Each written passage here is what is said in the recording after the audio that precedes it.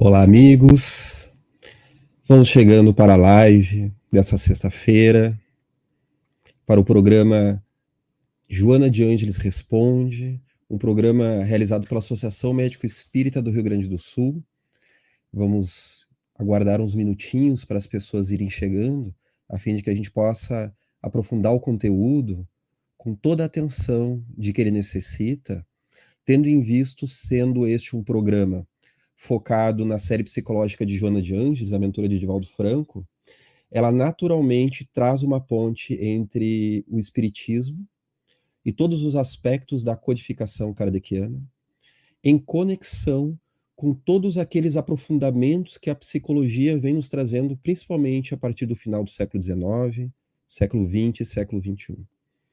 Então, neste primeiro momento que estamos aqui chegando, esses primeiros minutinhos, o pessoal aqui dando boa noite, chegando aqui para a nossa live, vamos pedindo que divulguem suas redes sociais, convide as pessoas interessadas no assunto a estarem aqui, tendo em vista que este é um aspecto muito importante para buscarmos correlacionar quais modelos de ser humano e quais modelos do inconsciente o espírito Joana de Ângeles se utiliza para fazer este olhar pormenorizado do espírito imortal para o psiquismo humano, para as relações, para o inconsciente e a consciência, para as defesas do ego, para os vazios existenciais, as depressões e todo e qualquer tipo de sintomatologia psicopatológica, de que referencial ela se utiliza. Esse é o nosso objetivo hoje, além de tirar muitas dúvidas. Então, sempre nos encontramos aqui uma equipe de professores, aqui do Departamento de Saúde Mental da Associação Médico Espírita do Rio Grande do Sul. Hoje estamos aqui, na maioria, desencarnados, e eu aqui como o único representante entre encarnados, mas, claro, com esse povo caloroso que já está de casa aqui, dando boa noite, né? A Andréia, o Valdir, a Márcia, a Laura, o Tarcísio, todas as outras pessoas, a Tarcísia, né, de Souza, estão aqui, então, trazendo a sua presença. A Gisélia, muito boa noite, pessoal. Meus amigos, lembrando que o programa Joana de Ângeles Responde, ele não é uma resposta nossa, dos palestrantes da Associação Médico Espírita, a perguntas em que estaremos respondendo em nome da benfeitora. Isso nós não temos condições nem autoridade de fazer. Quem responde é a própria Joana de Ângeles, lembrando sempre, né, em respostas que estão contidas no livro Refletindo a Alma, em que, ao final de cada capítulo, a benfeitora, através da psicografia de Divaldo Pereira Franco, ela se dedicou a abordar uma série de perguntas que psicólogos e psiquiatras lhe endereçaram lá antes de 2010, 2011, se eu não me engano, justamente um grupo que deu origem ao núcleo de estudos psicológicos que hoje faz parte da Associação Médico Espírita do Brasil. Ou seja, esses estudos cresceram bastante de lá para cá, né, meus amigos? O pessoal que acompanha nas redes, seja aqui através do canal da TV Américos ou o canal da Associação Médico Espírita do Brasil, sabe o quanto esse estudo acerca da obra da benfeitora tem crescido, tem aprofundado conhecimentos e divulgações.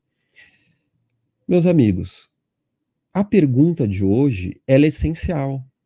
Ela vai nos trazer, então, justamente esse posicionamento técnico da benfeitora. Então, ela é a terceira pergunta da segunda parte, e que ela nos diz o seguinte: a benfeitora poderia destacar os principais contributos da psicanálise, da psicologia analítica e da transpessoal para o advento da psicologia espírita? Lembrando que o termo psicologia espírita, meus amigos, não é uma corrente psicológica, não é uma nova escola de psicologia, nada mais é do que um olhar espírita para os fenômenos psicológicos, conforme está explicado nas lives anteriores, que estão aqui na playlist. Tem, se eu não me engano, a última ou penúltima live, que justamente essa era a temática. Então, qual a importância desses três contributos? A psicologia freudiana, a psicologia junguiana ou analítica e a psicologia transpessoal para o advento da psicologia espírita, no sentido desta síntese que Joana vem nos trazer nos 16 livros da série psicológica.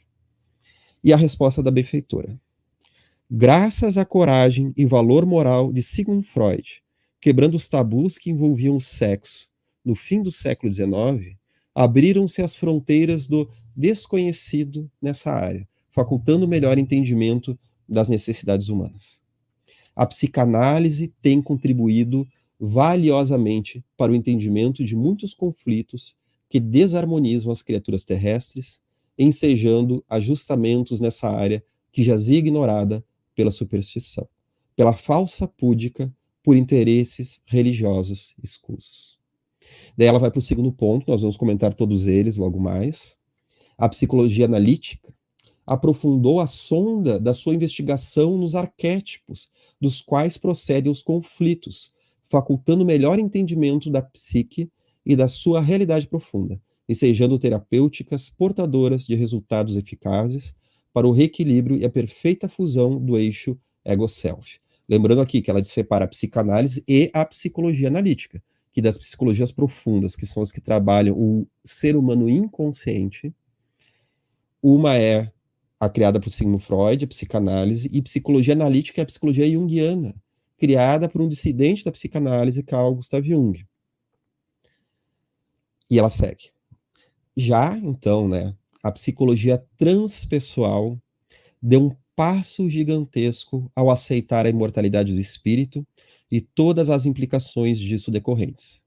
A psicologia espírita, por sua vez, alberga todas elas, inclusive a comportamental, no seu seio, elucidando, porém, em torno da causalidade dos conflitos e dos sofrimentos, através das várias existências do espírito.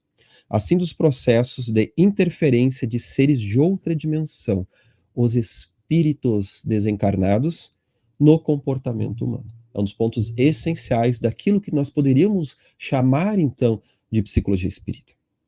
Então, agora nós vamos nos aprofundar nesses três aspectos: a psicanálise, a psicologia analítica e a transpessoal, no que diz respeito à obra de Joana de Ângeles. Já vamos pedindo que coloquem aqui os seus comentários no chat, as suas perguntas, que nós vamos respondendo assim que possível, tá, meus amigos?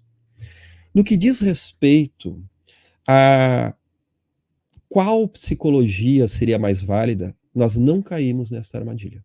Pois nós temos uma noção, através do que os espíritos trazem a Kardec, que a verdade, ela surge em todos os cantos através da investigação científica, filosófica, espiritual, religiosa, cultural e humana, mas também através da inspiração dos benfeitores da humanidade.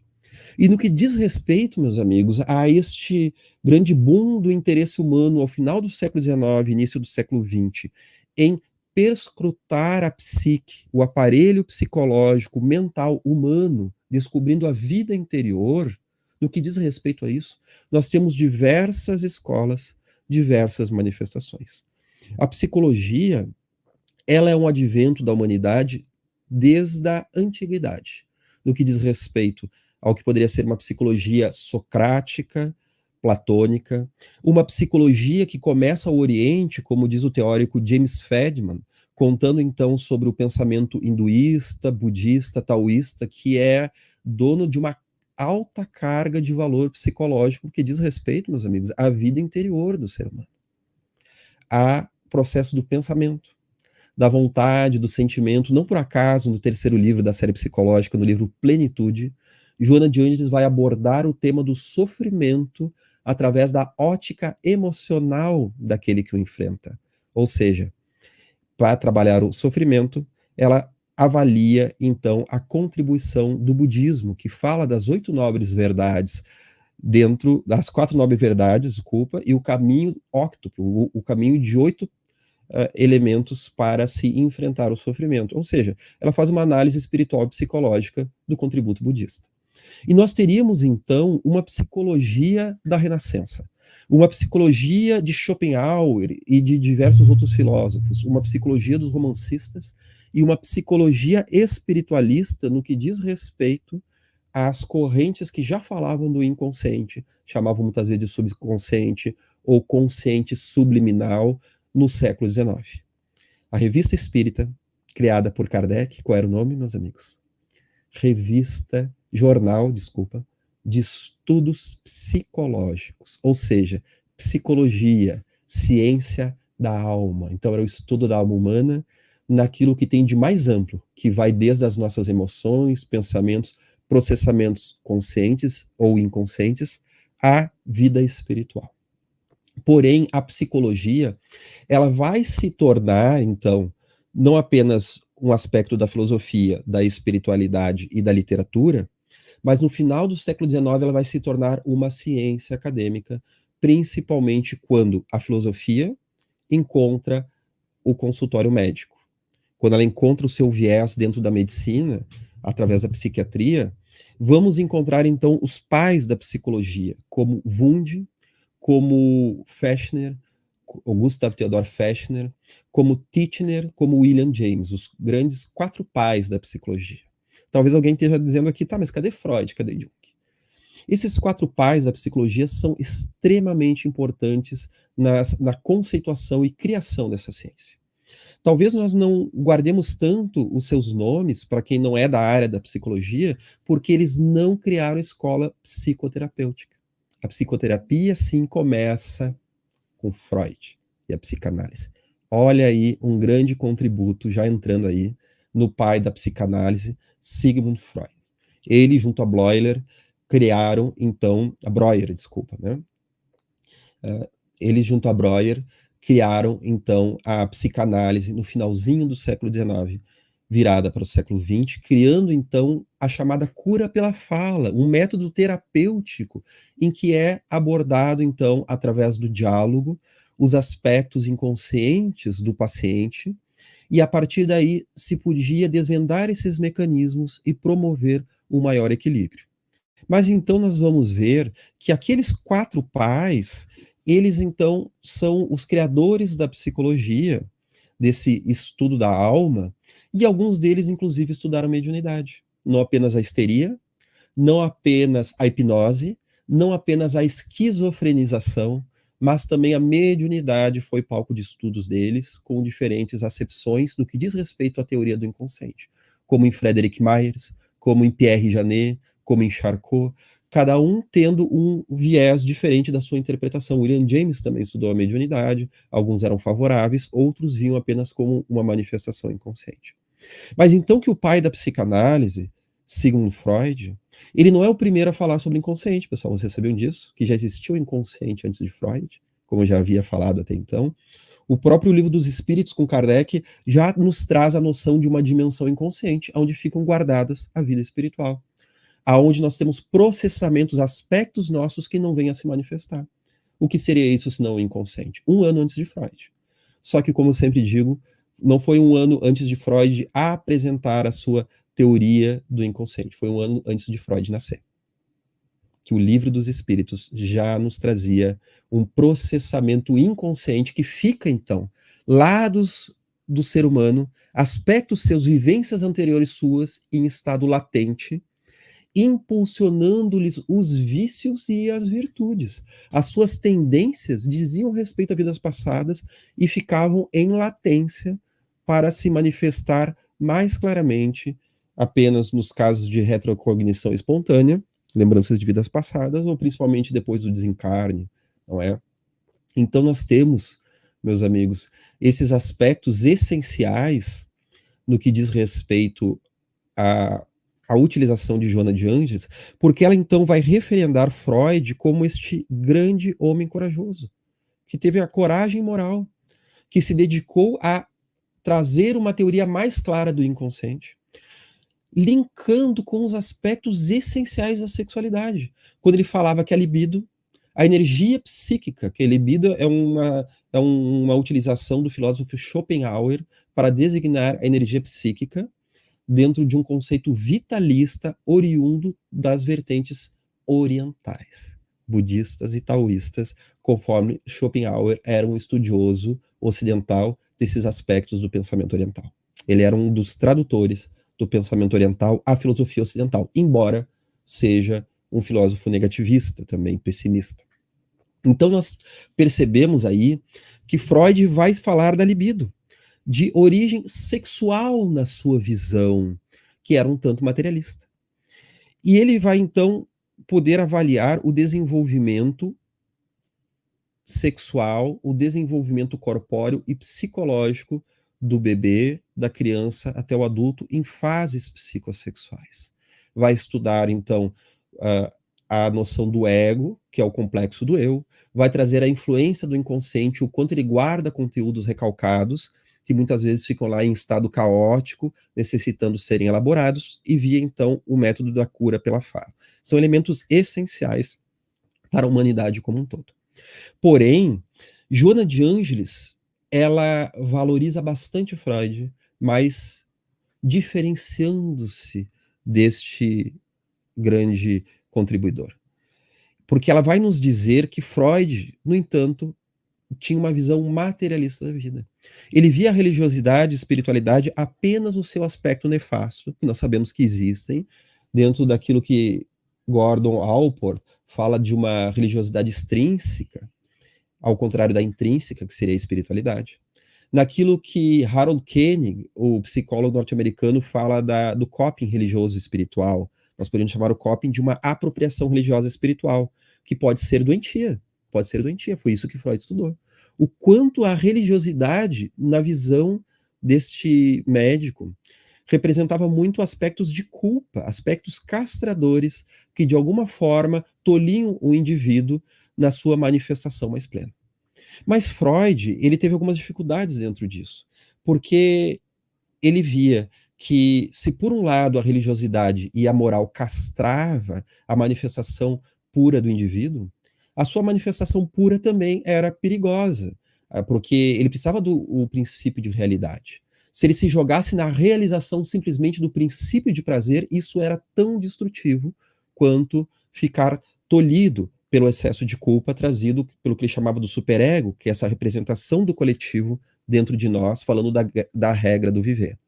E daí, no mal-estar na civilização, ele fala que o ser humano estaria, então, numa equação que seria insolúvel em plenitude, porque ele estaria sempre sofrido. Então, ou ele sofre de um jeito ou de outro. Então, se por um lado ele não vai se realizar totalmente se jogando nos prazeres, ele vai sofrer, né? Ele precisa desse sofrimento, porque senão ele não vai se desenvolver, ele vai ficar no princípio de fazer, ele vai ficar no princípio do prazer e não vai conseguir postergar o prazer e jogar esta libido, essa energia psíquica para outras coisas, para aprender a ler, para escrever, para se vestir, para ir para o mundo, para ir para a vida, e não vai aprender a conviver em sociedade. Por outro lado, essa sociedade lhe tolhia e ele vivia angustiado. E agora, quem vai nos ajudar, né?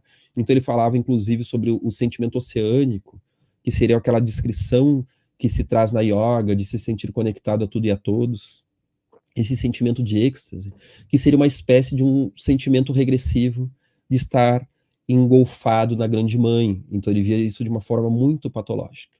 Claro que tudo isso que Freud fala faz muito sentido, meus amigos, muito sentido.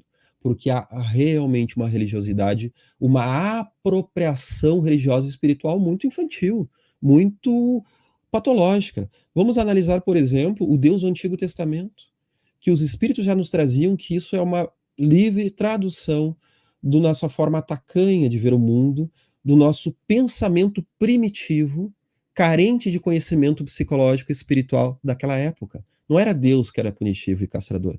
Era a nossa visão que só éramos capazes de respeitar um Deus que fosse agressivo, que fosse raivoso. O que dirá, então, das leituras anteriores místicas e mitológicas, por exemplo, do pensamento grego, que já falavam, então, desses deuses antropomorfizados, cheios de virtudes e paixões humanas. Alta consciência por um lado, de repente bestialidade por outro. Isso sempre dentro do mesmo Deus. Claro, temos aí modelos de valor psicológico profundo, falando de luz e sombra. Podemos interpretar cada deus dentro da mitologia como forças psicológicas que podem ser vividas em vários níveis, tanto em níveis saudáveis quanto patológicos, não é?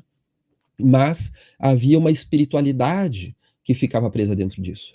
como havia espiritualidade, por exemplo, dentro dos astecas, dos maias, as espiritualidades antigas, que traziam então um sacrifício animal, ou até mesmo o sacrifício de seres humanos para aplacar a ira dos deuses vingativos, dos deuses sedentos de sangue, que, numa interpretação espírita, nada mais era do que os espíritos imperfeitos que pediam sacrifícios humanos a fim de sugar, vampirizar o duplo etérico, o fluido animal que é liberado a partir do momento do desencarne, da morte do corpo. Então eles pediam esse tipo de sacrifício como uma troca de favores dentro de um utilitarismo, de uma espiritualidade. Não vamos julgar, pessoal, não vamos julgar. Não vamos chamar aqui de uma espiritualidade maldosa ou negativa. Ela vai ser maldosa se nós já tivermos consciência disso. Mas seria uma religiosidade, espiritualidade infantil ainda indiferenciada, presa num pensamento mágico, ainda em busca de favores, ainda em busca de trocas materiais, desses chamados deuses, entre aspas, vingativos, que nada mais eram então do que esses espíritos. Então nós podemos ver, por exemplo, que dentro do pensamento maia se tinha aquela noção que se não houvesse sacrifícios humanos, a engrenagem do mundo não seria lubrificada com o sangue humano e o sol não nasceria no dia seguinte. Eu só imagino a ansiedade que daria fazer um teste, né? Vai que é isso mesmo, vai que a gente não faz o sacrifício e o sol não nasce. Imagina o tamanho da aposta, né, meus amigos? Ou seja, não por acaso Freud faz esse tipo de crítica. E Joana de Ângeles, então, utiliza Freud, principalmente quando ela fala nas defesas do ego, negação, projeção, todo esse tipo de defesas psicológicas que depois até Ana Freud estudou, a filha de Freud estudou com bastante atenção, mas ela vai trazer uma distinção. Ela vai dizer que Freud, na sua visão materialista, não compreendia a reencarnação. Ela vai trazer, inclusive, que Freud, ele foi o mais anterior que pôde, inclusive até a primeira infância, a fim de tentar compreender que fenômenos eram aqueles que se manifestavam como traumas no indivíduo adulto e que estavam marcados de uma outra época da sua experiência. Então ele viu que seriam aspectos que foram vividos na infância. Errado está, meus amigos? É claro que não. É claro que não.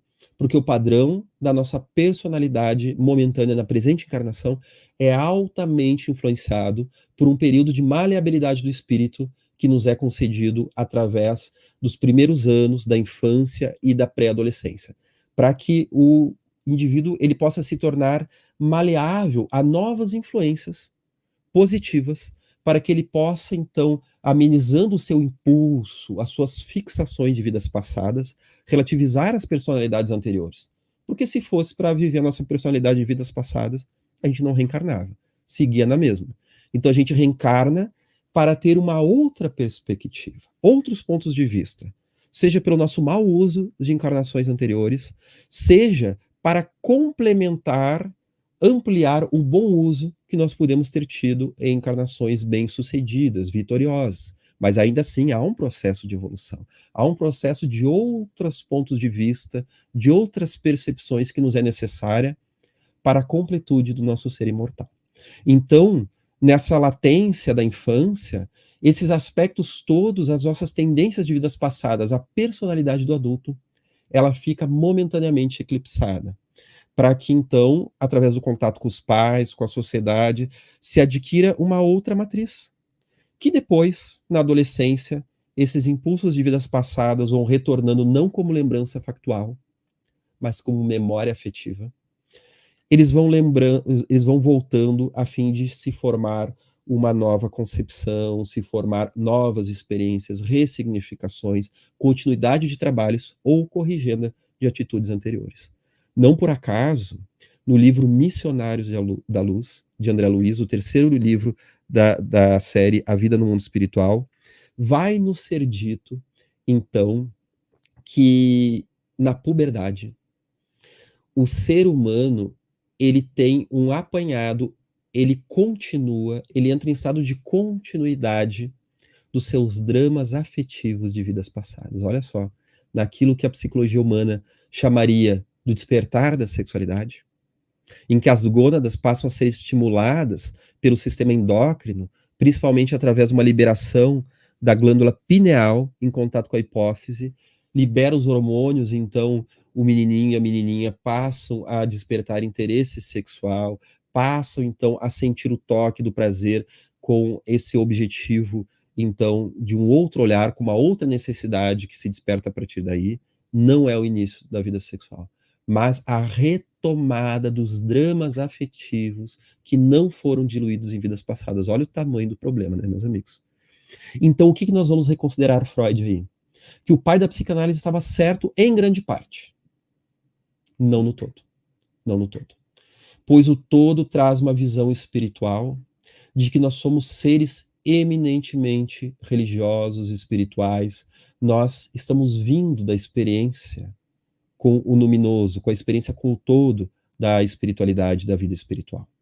E aí, quando nascemos no mundo, aquilo que seriam os traumas que formam a nossa personalidade, as boas tendências, os bons ensinamentos e os traumas, ou seja, experiências negativas também, né? Na verdade, nem sempre foram o início de um determinado comportamento. Em muitas ocasiões, foi apenas o gatilho para continuar uma temática de vidas passadas. Então, Joana de Ângeles vai, a partir daí, trazer um outro aspecto, que seria o segundo ponto da psicologia analítica, a psicologia junguiana. Conforme ela nos trouxe aqui, na nossa leitura, a psicologia analítica aprofundou a sonda da sua investigação nos arquétipos dos quais procedem os conflitos, facultando melhor entendimento da psique e da sua realidade profunda, ensejando terapêuticas portadoras de resultados eficazes para o reequilíbrio e a perfeita fusão do eixo ego-self. Daqui a pouco, algum dos colegas que estão aqui nos acompanhando no chat, que tá tão quietinho esse chat hoje aqui, né, pessoal? Vamos botando as perguntas, vamos interagindo aqui, certo, pessoal? Daqui a pouco pergunta assim, mas o que é eixo ego-self? O que seriam os arquétipos? A gente até pode dar algumas palhinhas aqui hoje, tá? Mas lembrando que aqui na playlist da Associação Médico Espírita e aqui na descrição desse vídeo, nós temos o curso de introdutório à psicologia espírita de Joana de Ângeles, que vai trazer aula por aula esses conceitos dentro do viés da mentora. Mas sim, esses termos são oriundos da psicologia de Jung, a psicologia analítica. Dentro de todo o cabedal de psicologias, todas elas, como estavam falando antes, todas elas, estamos prestando atenção, né, Jussara? Muito bom, né? Todas elas trazem grandes verdades, meus amigos. Não tem nenhuma que poderia se chamar a detentora da verdade. Trazem diferentes aspectos do ser humano. E por isso Joana de Ângeles vai usar o humanismo, o comportamentalismo, a psicanálise, a psicologia junguiana, a transpessoal, e vai trazendo, então, diferentes considerações. A psicologia familiar sistêmica, de outras formas, ela também a aborda, trazendo outras contribuições para utilizar conceitos que vão melhor traduzir a sua visão espiritual, que vai além desses conceitos. Joana de Ângeles sempre vai usar esses conceitos, mas ela vai além, trazendo a visão do espírito imortal. Senão não seria espiritismo, né? Senão seriam simplesmente essas correntes de psicologia. E dentro de todas essas correntes, ela usa um pouco de Freud, mas Jung é o seu principal foco teórico.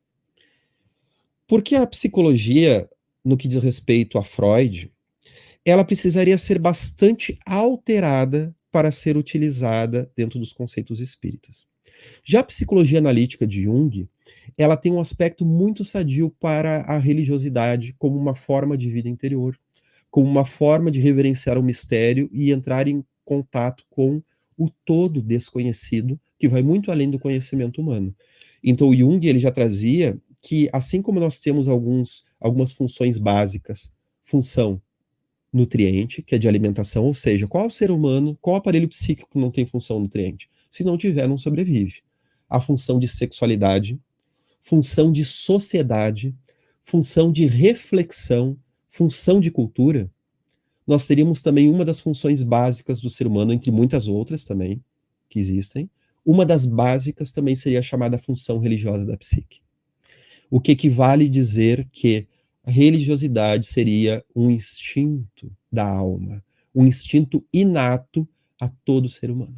Não por acaso, se nós nos adentrarmos na selva amazônica, naquelas tribos que ainda não tiveram contato com a civilização complexa, então tribos, organizações mais simples, mais iniciais no seu processo antropossócio-psicológico, eles também têm espiritualidade. Eles também têm culto aos antepassados. Eles têm uma explicação espiritual da vida, têm mitos de fundação do mundo. Eles também têm relatos de mediunidade da intercomunicação com os espíritos. Falam de espíritos maus, espíritos bons, e muitos tocam no aspecto da reencarnação, nas diferentes formas que isso se apresenta dentro da nomenclatura de cada tribo, de cada povo, dos egípcios, dos taoístas, dentro do pensamento do Zen budismo, na antiga Mesopotâmia, na época de Hammurabi, dentro da manifestação dos deuses gregos e depois romanos, como nós encontramos nas manifestações do deus Apolo, na polis, então, de Delfos, no templo de Delfos, em que as pitonisas recebiam a palavra deste deus, que nada mais eram do que os representantes da comunidade dos espíritos superiores. Será que não existiu uma deusa Atena, um deus Apolo, na figura de um espírito Apolo, ou um espírito Atena, ou uma comunidade de espíritos? Conforme Divaldo Franco nos fala de quando ele esteve em terras mexicanas e foi recebido pelo espírito Huracan, que era um espírito elevado, protetor daquela comunidade, e que se manifestava entre os xamãs daquelas comunidades e que era chamado por um deus de criação daquele povo. Nada mais era do que um espírito.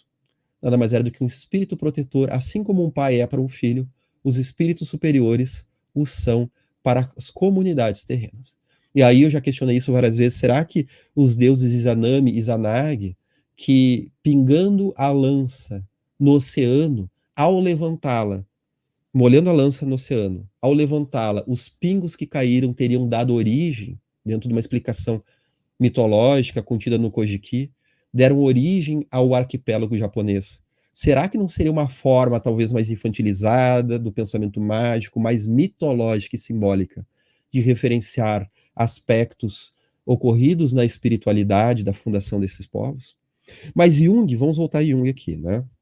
Mas Jung, então, ele vai falar não apenas do inconsciente, como Freud já nos dizia, mas de o inconsciente coletivo, que diz respeito a padrões que envolvem toda a humanidade. Ou seja, tem matrizes psicológicas que se repetem em toda a humanidade. E a religiosidade estaria numa dessas matrizes. Ele vai nos falar de sincronicidades, de acontecimentos exteriores, que, como a telepatia, como a pré-cognição, de quando nós sabemos de um acontecimento a priori, sonhos premonitórios. Então ele já estudava a psique como algo independente da matéria. Se Freud era materialista e Jung espiritualista, ele percebia que a psique ela teria uma camada inconsciente mais profunda, chamada de camada psicoide, que é uma teoria, né, pessoal? É uma teoria advinda de estudos que ele fez junto, num livro que ele lançou junto de Wolfgang Pauli, que é um dos prêmios Nobel de Física da década de 60. Então, Wolfgang Pauli e Jung, Pauli era um gênio muito admirado por Einstein, né, que considerava Pauli um dos maiores cientistas do século XX. Infelizmente, Wolfgang Pauli morreu muito jovem, né? Eles juntos lançaram o livro Sincronicidade, em que eles vão hipotetizar essa camada profunda do nosso inconsciente que estaria em conexão com o mundo externo e com a realidade. Por isso que nós conseguiríamos ter percepções extrafísicas, sonhos premonitórios, e aí a mediunidade, segundo alguns teóricos da psicologia lá no início, ela estaria nesses aspectos inconscientes. Porque Jung, então, ele abre espaço para a mediunidade. Ora, falando da atividade dos complexos, achando que a mediunidade, os médiuns, nada mais seriam do que pessoas que teriam um acesso facilitado ao inconsciente e chamariam de espíritos o que na verdade seriam complexos.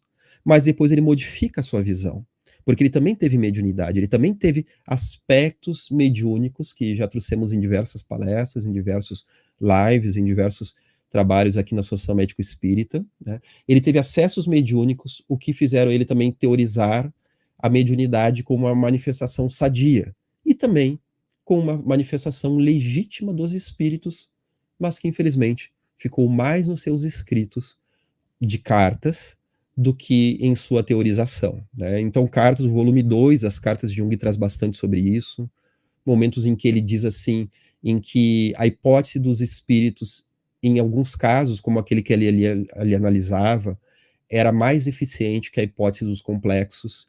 Ele fala isso nas comunicações com o Padre White, ele fala isso com, esqueci agora o nome, com o professor Hislop, que era um parapsicólogo também bastante conhecido da época.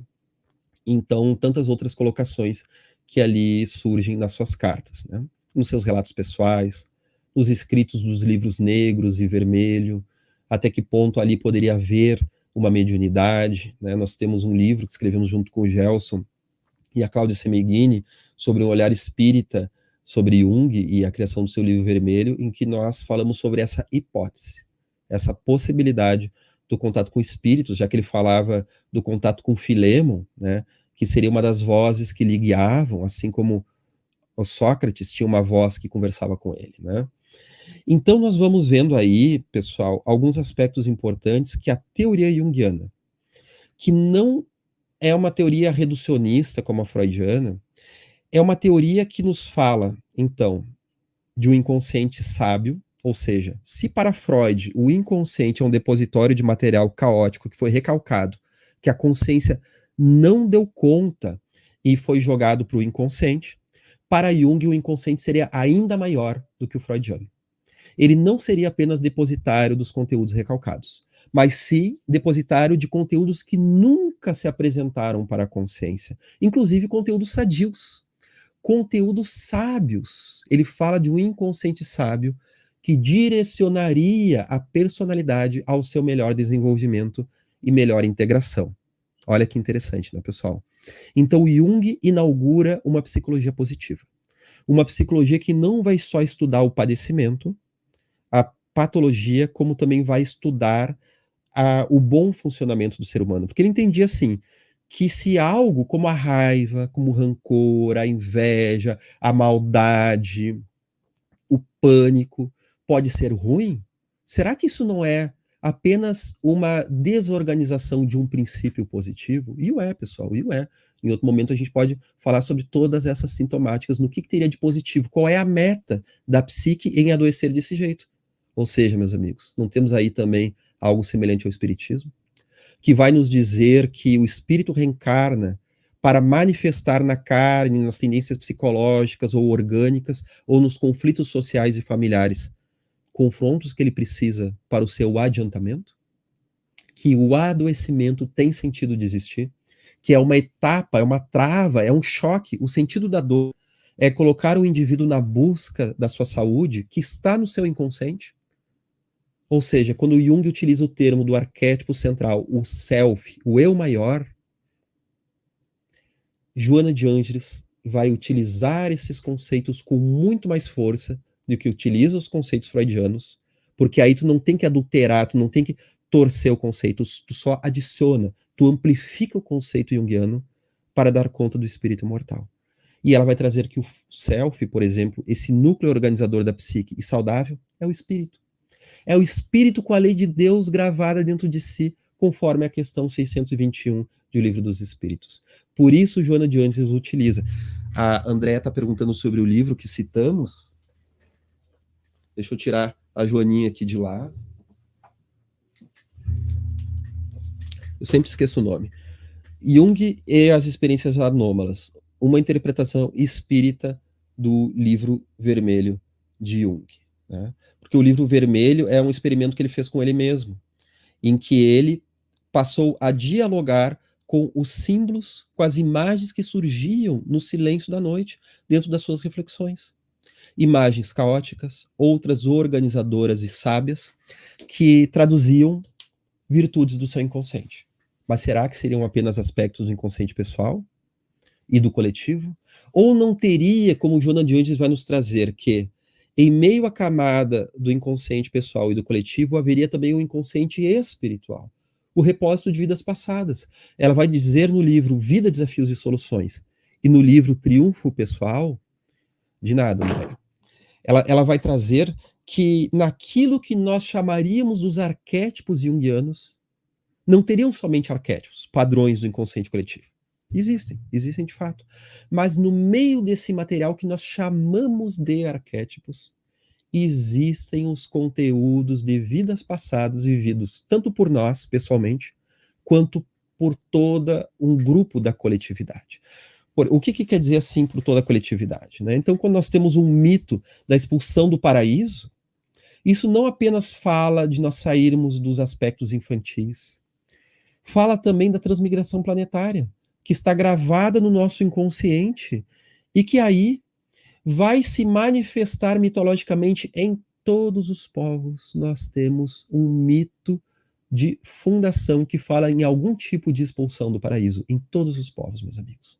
Nos indígenas, caigangue, tupi-guarani, asiático, africano, greco-romano e cristão, como nós temos no paraíso bíblico, na Gênese. Então nós percebemos aí, meus amigos, o quanto esse viés saudável da espiritualidade se tornou um campo mais propício para que Joana de Ângeles utilize termos como arquétipos e complexos, ânimos e ânima, falando das polaridades masculina e feminina do psiquismo humano, que Jung já estudava, e que os espíritos já falavam muito antes de Jung nascer, quando falavam do espírito que não tem um sexo definido, ele tem as duas polaridades. Na verdade, ele tem as duas coisas, masculinidade e feminilidade, que se manifestam ora num corpo com propensão ao desenvolvimento de forças masculinas e ora em outro corpo com propensão ao desenvolvimento de forças femininas. Porque no fundo, no final das contas, todos esses aspectos são muito ricos e nenhum pode ser dispensado. Então, meus amigos, ela vai utilizar bastante de Jung, ao ponto que, às vezes, nós falamos tanto de Jung que pode haver algum tipo de mistura. A visão de Joana de Ângeles não é igual à de Jung, mas ela utiliza muitos termos junguianos e traz uma amplificação, como a individuação, em que ela chama de meta da encarnação. O indivíduo já vem com essa meta de fazer essa integração psicológica que Jung chamou de individuação. Ele já vem com essa propensão. Ela vai falar então desse ânimos e ânima. Ela vai trazer poucas discordâncias desse velho sábio da psique. Um dado muito interessante, que nós já comentamos aqui inúmeras vezes, acredito que muitos aqui já tenham ouvido, né? É que segundo os bastidores que estão presentes, então, em algumas biografias de Divaldo, e segundo alguns relatos dele, Joana de Ângeles teria sido um dos espíritos que protegeu, preparou a encarnação e guiou vários psicólogos que reencarnaram-se a partir do final do século XIX e do século XX. Quais seriam eles? Bem que eu queria saber. A única dica que ela nos dá é que ela teria, então, preparado também a encarnação de Carl Gustav Jung, teria o guiado em vários momentos através da sua vida, ao nível dessa comunicação, dessa mediunidade que ele tinha, através da inspiração, muitas vezes, eu não sei dizer se ele teve momentos de maior clareza da sua percepção, né? Porque ela era um dos espíritos que o guiavam, daquela comunidade de espíritos benfeitores que guiam vários pensadores, vários cientistas, vários filósofos, assim como os nossos espíritos tutelares nos guiam nas necessidades da nossa encarnação.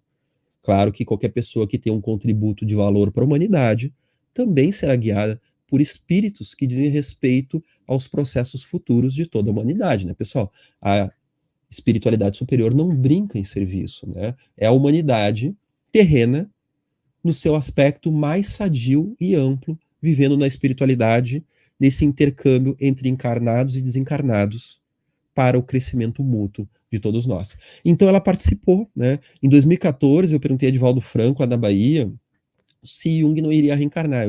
Tu vê que pergunta mais cara de pau, né? Eu perguntei assim, Divaldo, não se sinta constrangido a responder, né? Responda se achar ilícito, melhor falando, foi assim que eu disse a ele, né? Se Jung, nessa leva de espíritos que estão reencarnando-se agora, se ele também planejava reencarnar-se. E ele disse que sim, ele está planejando a reencarnação.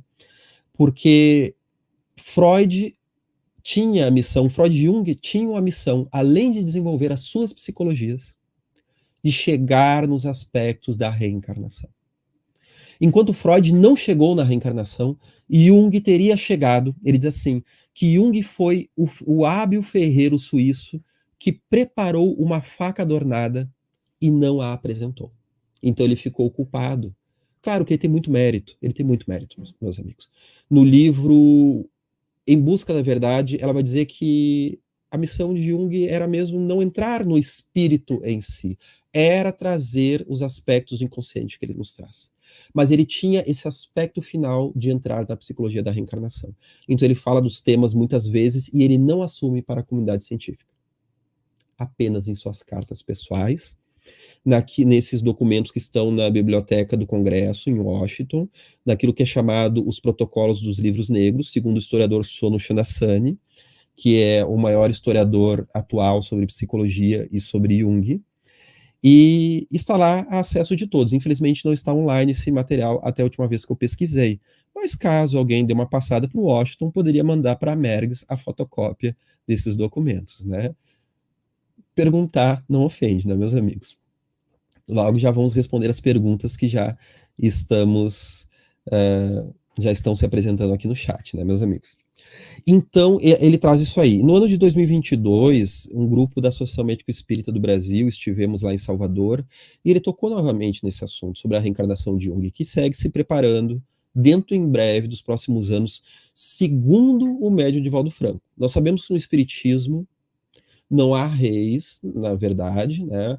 Não há sacerdotes, mas sim análise através do racionalismo e do bom senso. Então, sempre que nós trazemos uma visão, digamos assim, um bastidor da espiritualidade, nós escolhemos aceitar ou não, né? E eu acredito realmente na palavra de Divaldo, né? Com toda a sua sabedoria, com todo o seu exemplo humano e a sua mediunidade, seu aspecto humanístico, acima de tudo, ele traz esse bastidor de que Jung estaria se preparando para reencarnar-se e complementar esse aspecto da reencarnação. Porque justamente nesses protocolos dos livros negros, como foi falado há pouco, Jung fala que ele acredita na reencarnação.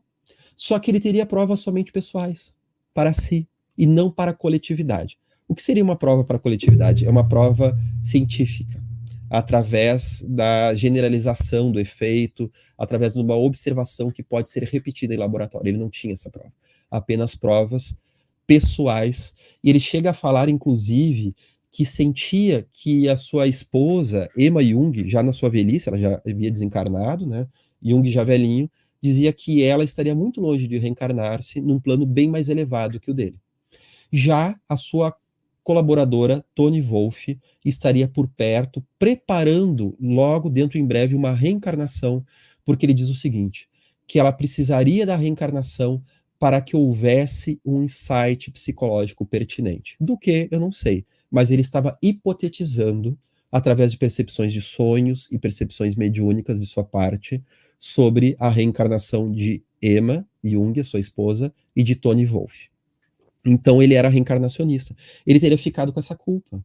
Determinada vez, no ano de 2012, eu perguntei a Marlene Nobre numa janta, né, estávamos comendo camarão, e eu perguntei então a ela sobre Freud, e ela falava, segundo o seu relato, segundo a sua visão da realidade, que numa projeção astral, ela foi levada junto de seu mentor para uma reunião em que estavam presentes Freud, Charcot e...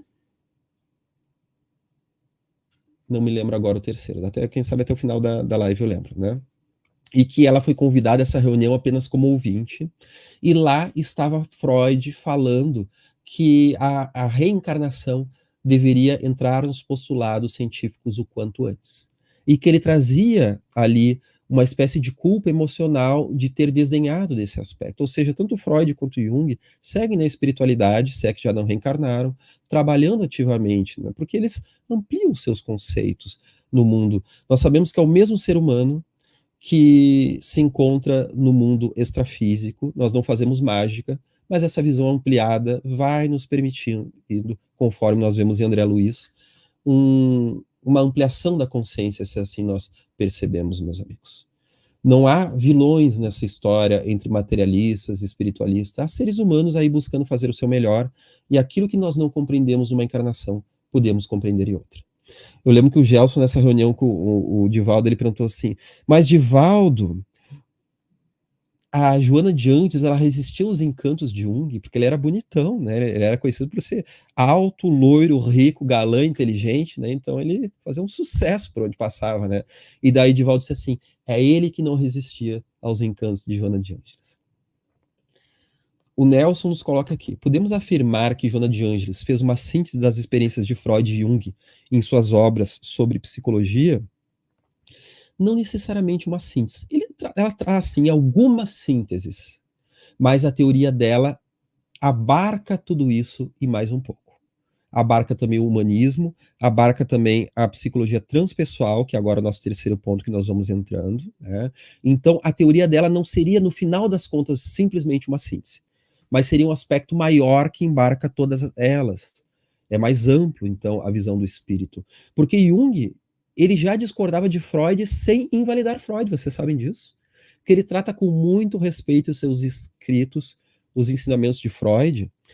Ele diz o seguinte, que Freud, na sua teoria sexual, que ele discorda, que segundo Jung, importante, falando da libido, né? Segundo Jung, Joana de Ângeles utiliza essa mesma visão. A libido não seria uma energia sexual, mas seria uma energia que se manifesta de diferentes formas, inclusive da forma sexual. Não falamos antes da função nutriente, de alimentação. Temos a reflexão.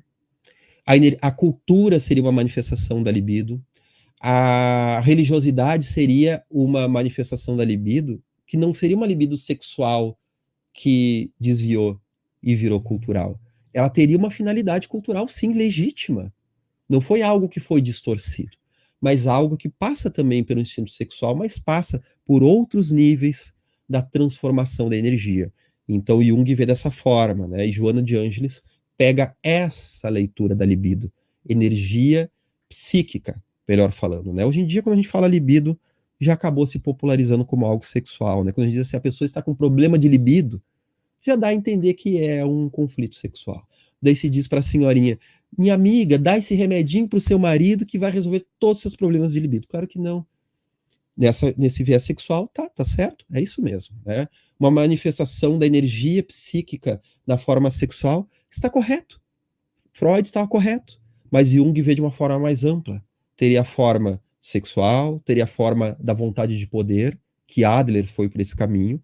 Alfred Adler foi outro dissidente de Freud, foi por esse caminho. E Jung fala da vontade de sentido, de significado, que diz muito mais respeito a essa vivência do espírito, que anseia por melhorar-se, por desenvolver-se, por complexificar-se, é algo inato, é uma espécie de instinto espiritual que leva a uma melhor organização, certo, Nelson e amigos? Então a Joana, ela traz essa visão mais além. A mesma coisa que nós faláramos do ser sociopsicológico e espiritual, ou seja, nós somos seres humanos que temos uma dimensão social, biológico espiritual, né? Desculpa, biopsicossocial espiritual, tá? Misturei um pouquinho. Essa é a afirmação correta. Biopsicossocial espiritual, nós temos uma camada biológica do corpo, uma camada social da nossa origem, da criação de família, da interação em sociedade, psicológica, inconsciente, traumas complexos, diferentes propensões psicológicas e também espiritual. Uma espiritualidade, uma transcendência e até uma origem espiritual da vida e mediunidade, que abarca, na visão espírita, abarca o espiritual, abarca o biológico, o psicológico e o social. O mesmo paralelo a gente faz para a visão de Joana, para sua série psicológica.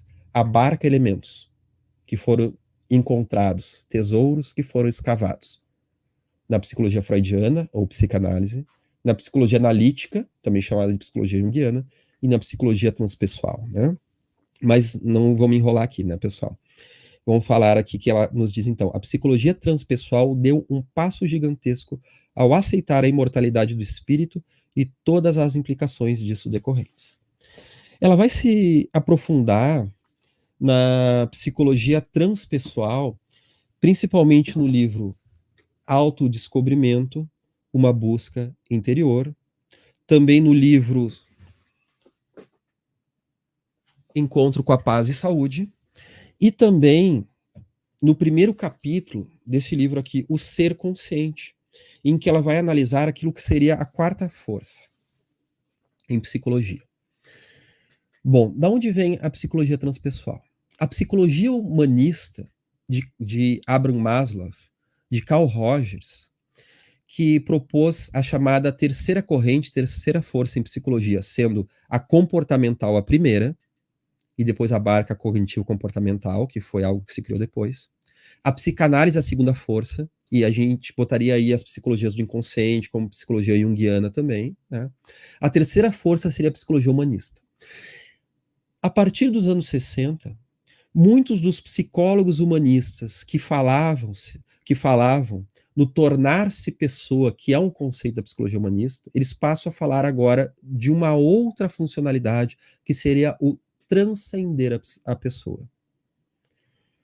Então, o próprio Abraham Maslow, Ken Wilber, o psicólogo soviético radicado nos Estados Unidos, Stanislav Grof, o próprio físico Frijo Capra, eles vão, então, criar um movimento que se une, criando a chamada psicologia transpessoal, que abarca a realidade do espírito imortal.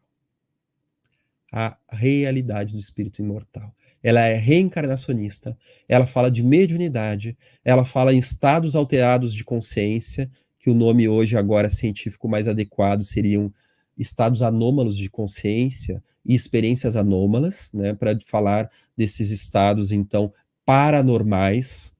Ele abarca desenvolvimentos que a parapsicologia avançou nesses aspectos, que a parapsicologia também é uma ciência bastante importante e que traz também diferentes visões, diferentes interpretações da experiência mediúnico e anímica, também medianímica, né?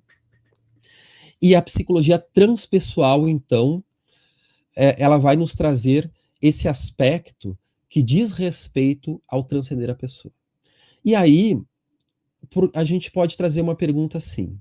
Ela muitas vezes fala de Ken Wilber não, de Stanislav Grof, dentro da respiração holotrópica que ele desenvolveu, porque o Stanislav Grof, ele fez experiências com LSD, e isso, de certa forma, tem os seus perigos também, e isso não foi aceito pelas comissões científicas dos Estados Unidos, quando ele saiu da União Soviética e foi para os Estados Unidos, na década de 60, e ele então desenvolveu a chamada respiração holotrópica, uma hiperventilação que permite uma relativização da consciência do eu e permitiria, então, facilitaria, seria um empurrão a mais para um estado meditativo, dos estados, então, de relativização dessa consciência e de uma superconsciência. Por que ela não utiliza a psicologia transpessoal acima de tudo? Vocês já fizeram essa pergunta? Na verdade, a psicologia transpessoal não é uma corrente específica, com uma contribuição central, conforme é a psicanálise, o comportamentalismo, a psicologia junguiana. Ela é uma união de diferentes forças, diferentes abordagens, de diferentes visões que abarcam, então, o espírito imortal. Em termos de conceitos teóricos, Jung, até porque era um colaborador dela na espiritualidade, como nós falamos antes, ela protegeu e guiou aspectos da encarnação de Jung, e ela teria feito, inclusive, o apanhado dele após o desencarne, olha só. Ela que fez, depois da recuperação dele após o desencarne, ajudou ele nesse apanhado, e ela estuda junto a ele, eles são companheiros na espiritualidade superior de teoria. Ela teria aprendido psicologia com ele antes de guiar a reencarnação dele, né? Ela estudou isso no plano espiritual. Ela utiliza, então, os conceitos junguianos. A própria transpessoal vai tratar Jung como um dos pais da psicologia transpessoal, como um dos teóricos base que deram espaço para que isso se criasse, meus amigos. Então nós vemos que tudo está conectado, na verdade. O importante aqui não é nós puxarmos a brasa, o assado para uma teoria ou para outra, mas estudá-la dentro de tudo aquilo de maravilhoso que ela pode nos trazer, e o Espiritismo propõe o espírito, na visão de Allan Kardec, como esse eixo central interpretativo. Ela vai nos trazer, então, no livro O Ser Consciente, olha só esse apanhado aqui. Podem trazer mais perguntas aqui, então, né, pessoal? Os estudiosos da criatura humana, embora os rígidos controles exercidos pelas conquistas freudianas, anelavam por ampliar os horizontes da compreensão em torno de fenômenos complexos e abrangentes, transhumanos, capazes de elucidar problemas profundos da personalidade. As explicações junguianas, amplas, procurando enfeixar nos arquétipos todas as ocorrências da paranormalidade, deixaram espaços para reformulações de conceitos e especulações que se libertam dos modelos e paradigmas acadêmicos, atendendo com mais cuidado e observações menos ortodoxas os acontecimentos desprezados por considerados patológicos ou fraudulentos. E aí ela vai entrar na transpessoal, quando ela diz o seguinte: vez que outras surgiram ensaios e tentativas de ampliação de conteúdos, como efeito das experiências de Heine, que é então o pai da parapsicologia, de Wilber, né, Ken Wilber, Stanislav Grof, Kübler-Ross, Moody Jr., Maslow, Walsh, Vaughan, Assagioli, Roberto Assagioli, Frijo Capra e outros corajosos pioneiros que se preocuparam em ir além dos padrões estabelecidos, penetrando a sonda de investigação no inconsciente e concluindo por novas realidades, antes execradas lentamente, acumulando dados capazes de suportar refutação, crítica e desprezo. Era necessário revisar o potencial humano em toda a sua complexidade, sem preconceitos nem receios. Então, segundo Joana de Ângeles, a psicologia transpessoal ela está ainda em desenvolvimento.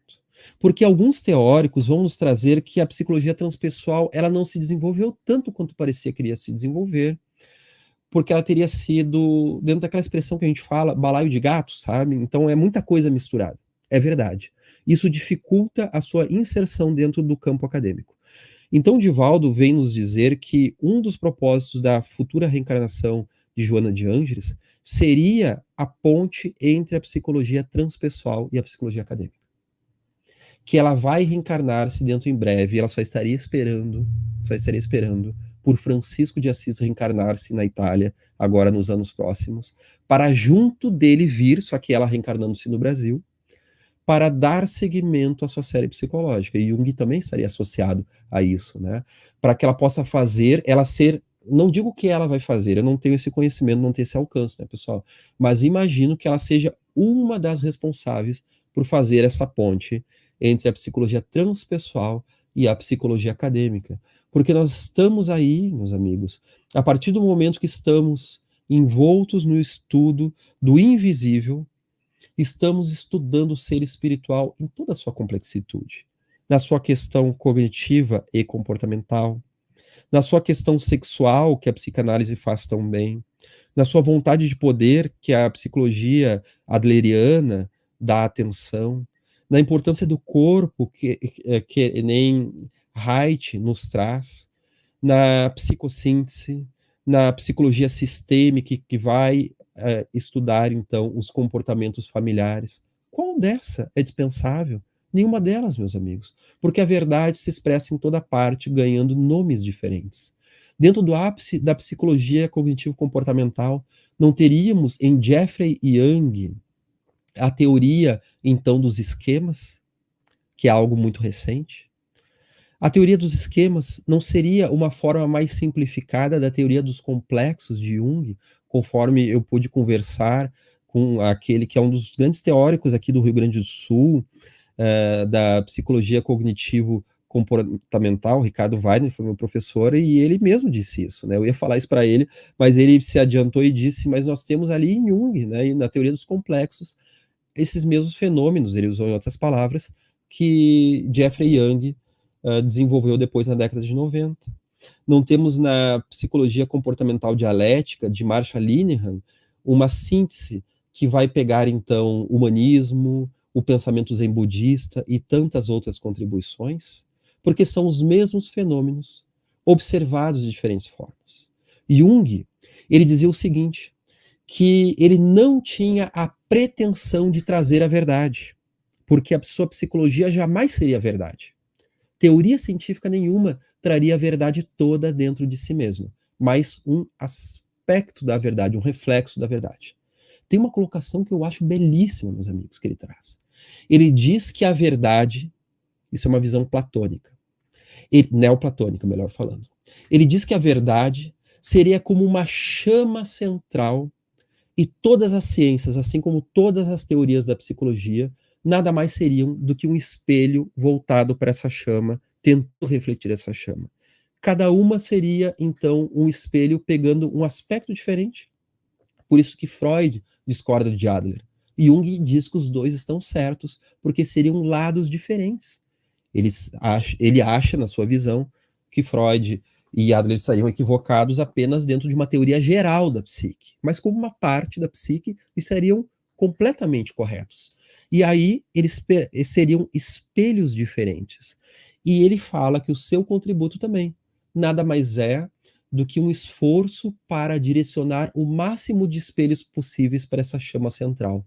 Mas pegar a chama central é algo fora da proporção humana. Jamais alguém seria capaz de fazer isso. E todo o cientista, filósofo, religioso, político, ser humano, formador de opiniões, sociólogo, que achar que está, na verdade, detentor dessa chama central, aí é que a coisa ficou feia. Aí seria o maior dos ignorantes. Porque aí seria uma unilateralidade da psique achar, então, que detém todo o conhecimento, né? O que seria, então, um atestado, né, de grande inconsciência. Ignorante, não estamos aqui xingando ninguém, ignorante no sentido de não tendo noção da sua inconsciência. Já estamos aqui finalizando, direcionando para o final, meus amigos. Não temos mais perguntas, o pessoal está quietinho hoje, apesar aqui de que na contagem estamos num bom número, dentro dos padrões aqui da nossa Associação Médico Espírita, do Rio Grande do Sul. O povo todo quietinho, né, meus amigos? Que nós possamos aqui tirar o suco, né, dessa psicologia que tanto tem a nos dizer sobre os aspectos do inconsciente. Tanta coisa do ser humano nós não compreendemos hoje, né, meus amigos? E vamos compreender com o tempo. A Edla Perla, nossa amiga de Porto Alegre, está nos dizendo aqui, contribuidora também, né, que frequenta a Associação Médico Espírita, vem nos trazer aí também a sua contribuição no chat, diz o seguinte: muito, muito boa tua exposição, gratidão a ti e a todos da Mergs, né, eu não acho tão boa, né, meus amigos, mas agradeço o carinho, né, da nossa querida Edla, luz e paz, né, aqui, Andréia, tudo muito esclarecedor. Esses aspectos aqui, então, meus amigos, eles vão nos falar de toda uma investigação humana que vai direcionando-se para a realidade do espírito imortal.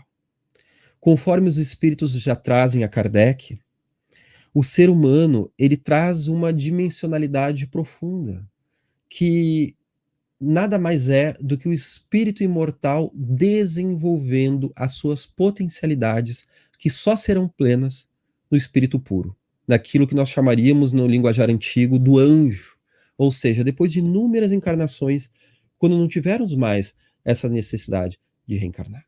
Assim como os instintos vigoram para as necessidades do corpo e da sobrevivência, trazendo comportamentos automatistas, nós temos também o instinto da alma, que Jung chama de arquétipo, e que os espíritos trazem a Kardec como essa vontade de evoluir, aquilo que Joana de Ângeles chama do deltropismo, um tropismo, uma atração, um direcionamento a buscar Deus e sua completude.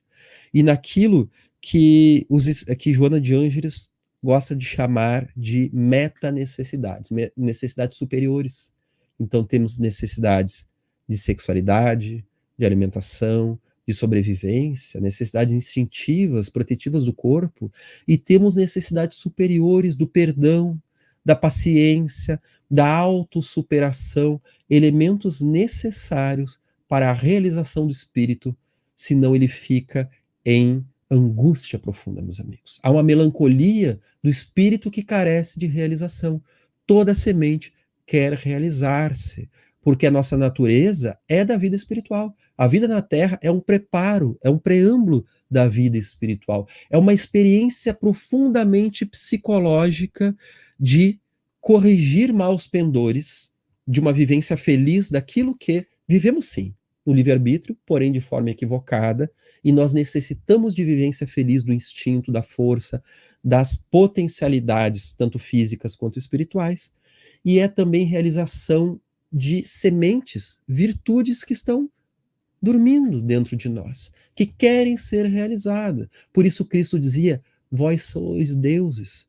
Por isso Kardec já nos adiantava da psicologia do Cristo, quando ele nos dizia que, ou melhor, os espíritos diziam a Kardec que Cristo é o guia e modelo da humanidade.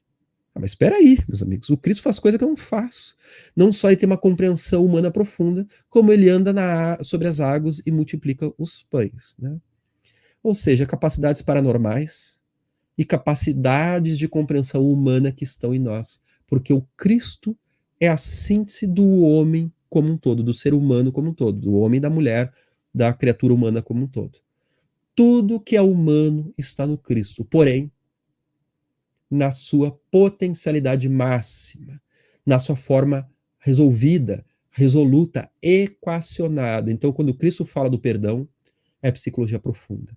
Ele está falando da equação da sociabilidade, da equação do lidar com a própria sombra, está falando de empatia, está falando daquilo que Howard Gardner chamaria de inteligência interpessoal, que diz respeito às relações, e também de inteligência intrapessoal, de saber ler e lidar consigo mesmo.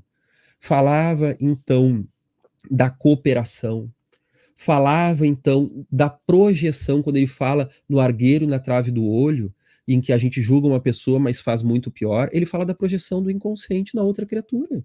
Olha só, meus amigos, o quanto a psicologia do Cristo traz a síntese do ser humano. Por isso, Joana de Ângeles fala de Freud, fala de Jung, fala de Stanislav Grof, fala de Derrida, fala de diversos teóricos, e ela vai usar o Cristo como teórico maior, também como objeto de estudo em Jesus e o Evangelho, segundo a psicologia profunda, em Jesus e a atualidade, em diversas obras, o Cristo analisado psicologicamente, e que aí ela fala em buscarmos o Cristo interno. Não é a gente vestir uma roupicha de Jesus e sair por aí pregando, né, querendo andar por cima das águas, querendo fazer milagres, que nós sabemos que nada mais são do que processos paranormais, não há milagres, né? Não trata-se de nada disso. Viver o Cristo é viver a nossa problemática no que diz respeito à nossa vida, com o caráter ético, de uma ética interior, de um senso de empatia, com um senso de não combater a vilania do outro, mas combater a própria vilania. Um senso de superar o que seria o pecado, essa linguagem tão dogmática e tão antiga, né, o que seria o equívoco, né? Combater o pecado e não o pecador, ou seja, a gente vai combater o equívoco e não odiar aquele que foi o equivocado. Então nós temos aí uma resolução, uma capacidade de resiliência. Olha só, meus amigos, olha só o quanto a psicologia do Cristo é uma fonte de ensinamentos profundos, meus amigos. Então vamos estudar a série psicológica de Joana de Ângeles, porque nós estamos apenas no início, meus amigos, apenas no início da compreensão da vida interior. A vida exterior está sendo descoberta nos continentes, através de caravelas, através de espaçonaves, através de sondas, descobrimos o espaço, e através do microscópio, como Joana gosta de falar, nós descobrimos as bactérias, as partículas subatômicas, mas isso tudo é vida exterior. E na vida interior, nós estamos recém-iniciando a galgar contato, não só com as nossas mazelas e monstruosidades que até hoje estão dando seus testemunhos a todo momento na nossa vida diária, e nas telecomunicações nós vemos aí os dramas da nossa família humana que estamos vivendo como agrupamento coletivo mundial e interconectado nesse momento. Já não é fácil viver dentro de uma família, dentro de uma casa, imagina numa humanidade interconectada. É uma casa que está em relação o tempo inteiro, e às vezes a gente não suporta às vezes esse sufoco, né? Mas olha, não apenas nas mazelas que carregamos no inconsciente, nas potencialidades ocultas, nas nossas virtudes, nos nossos potenciais conciliadores, que não dão testemunho apenas nos grandes nomes da humanidade, que carregam, sim, grandes testemunhos, grandes exemplos maravilhosos de humanismo, de ciência, de pensamento, de civilidade, de sociologia, de coletividade. Mas também, até mesmo criaturas, às vezes, de certa forma, estranhas, como nós somos, né? Porque de perto a gente é bem estranho, né, meus amigos? Todos nós temos um pouco de loucura dentro de nós, mas que às vezes nos superamos e damos testemunhos de bondade e qualidades humanas que nós nem sabíamos que existiam dentro de nós. Dentro dos momentos de guerra, de caos, de dor e de sufoco. Que nem Freud já nos dizia, é nesse momento que o pior da humanidade vem à tona, nos momentos de crise, nos momentos de guerra. Mas o grande pai da psicanálise também dizia, mas também é neste momento que o melhor da humanidade vem à tona. O pior e o melhor. Vemos que quando há gente desviando caminhões com mantimentos nas grandes tragédias das enchentes, há criaturas exemplares dando de si o melhor que podem dar. Como Schindler, na lista de Schindler, seus filhos o definiam como um homem difícil, arrogante, orgulhoso, vaidoso, alcoólatra, promíscuo, cheio de todas as manias e vícios morais, e que botou a cabeça a prêmio para salvar os judeus o máximo que ele pôde durante o Holocausto. Olha que exemplo de luz e atropelos, características, picuinhas que são da nossa humanidade, meus amigos. Isso é que é bonito. Não são apenas os grandes nomes, os autores dos grandes passos. Se a gente ficar acreditando nisso, a gente diz assim, mas Jesus era o Cristo, quem sou eu? E a gente posterga o nosso aprendizado e a nossa elaboração. É na nossa pequenez que nós vamos encontrar a nossa luz, que nos cabe realizar agora. Meus amigos, todos nós estamos sendo intuídos, amparados, iluminados pelos guias protetores nossos, da nossa família e da humanidade. Não temos motivo para mais uma vez cairmos nos vícios do mal e da dificuldade. Temos o direito de chorar? É claro que sim, mas nós temos que ter o cuidado para que o nosso choro, para que a nossa frustração não se torne chicote das consciências alheias. Para que nós não iremos traduzir o nosso choro em arrogância e em violência. Joana de Ângeles, então, finalizando, no livro O Ser Consciente, vai nos trazer que o sofrimento do bruto se transforma em violência. E o sofrimento do santo, do esteta, que foi um linguajar que ela falou daquele que se supera, se transforma em bênçãos, em benefícios para toda a humanidade. Chico Xavier falava, o espírita chora no canto, chora no canto e atende sorrindo. Ele vai então aceitar os golpes do destino, as dores morais que dizem respeito a toda criatura humana e vai buscar dar o melhor de si naquilo que puder e será bem amparado, porque os espíritos de luz, eles não vão atrás somente do que já sabe o bem, do que já vibra no bem, mas de todo aquele que mesmo não sabendo, se esforça para melhorar-se, mesmo que não consiga momentaneamente. Isso atrai a presença dos bons espíritos, meus amigos. Mas o que adianta eu tentar melhorar? Eu não sei. Isso atrai o contributo dos bons espíritos, ao ponto de Kardec nos dizer que não há ser que possa atestar não ter tido condições. Porque aonde nos faltam condições, os espíritos superiores adicionam, através do seu merecimento deles, não só do nosso, do deles, eles adicionam contribuição. Meus amigos, estamos finalizando e quero trazer essa colocação aqui. A evolução de Joana de Ângeles em O Ser Consciente. A evolução das ciências vem logrando anular esse efeito pernicioso das nossas vaidades humanas, do nosso ser inferior, né? E graças ao advento da psicologia espírita com Allan Kardec, recupera-se o ser humano do conflito em que se encontrava, promovendo a condição de possuidor de valores preciosos que lhe cumpre desenvolver, embora a esforço de trabalho paciente e constante. A quarta força, alargando as imensas possibilidades, a quarta força é a psicologia transpessoal, alargando as imensas possibilidades da psicologia, faz que sejam descortinadas as possibilidades ímpares para a perfeita integração da criatura com o seu Criador e da sua com a consciência cósmica pulsante universal. Nesse homem transpessoal cantam, então, as glórias da vida e se dilatam os dons neles existentes, em pleno desenvolvimento da sua realidade, que supera as culpas e as dores, as angústias e as inquietações, tornando pleno e feliz. Meus amigos, eu agradeço profundamente a atenção e o carinho de todos. Então, a Tan Souza quer fazer uma pergunta, minha amiga. Agora nós já estamos finalizando, porque o tempo urge. A minha vontade é de seguir aqui, mas coloque nos comentários aqui do vídeo a pergunta. Não apenas no chat, mas nos comentários abaixo, as suas perguntas, as suas colocações. Lembramos a todos que deixem o like se realmente gostaram do conteúdo, a fim de que o YouTube, então, entenda que o conteúdo é pertinente e ofereça para mais interessados no espiritismo e na psicologia profunda. Vamos, então, divulgar nas redes sociais esse material da Associação Médico Espírita do Rio Grande do Sul.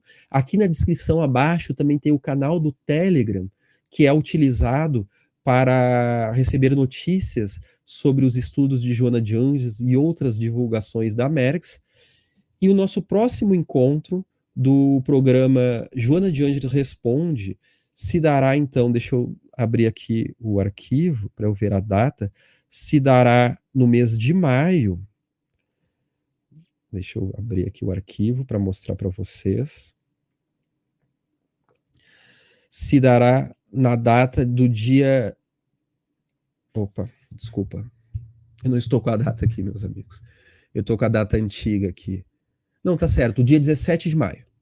No dia 17 de maio, nós vamos tratar da pergunta de número 4, que desenvolve ainda mais esse aspecto, falando sobre a psicologia transpessoal e sobre as visões espiritualistas e materialistas e o início da chamada Era do Espírito. Lembrando que sempre essas perguntas e respostas de Joana de Ângeles é baseado no livro Refletindo a Alma, nas respostas que ela traz no final de cada capítulo. Meus amigos, um grande abraço a todos vocês, por todo o carinho, por toda a atenção que vem trazendo aqui, e esperamos então um fim de semana repleto de bênçãos, apenas fazendo mais uma última divulgação, meus amigos. Amanhã, nesse sábado, dia 13 de abril de 2024, às 18 horas, o núcleo, então, não aqui da Associação Médico Espírita do Rio Grande do Sul, mas a Associação Médico Espírita do Brasil, estará em uma live nesse canal da Associação Médico Espírita do Brasil, falando sobre as obras da codificação na visão do espírito Joana de Ângeles, ou seja, os aspectos psicológicos de Allan Kardec. Amanhã, então, às 18 horas, nos encontramos também no canal da Associação Médico Brasil, Associação Médico Espírita do Brasil. Um grande abraço, meus amigos.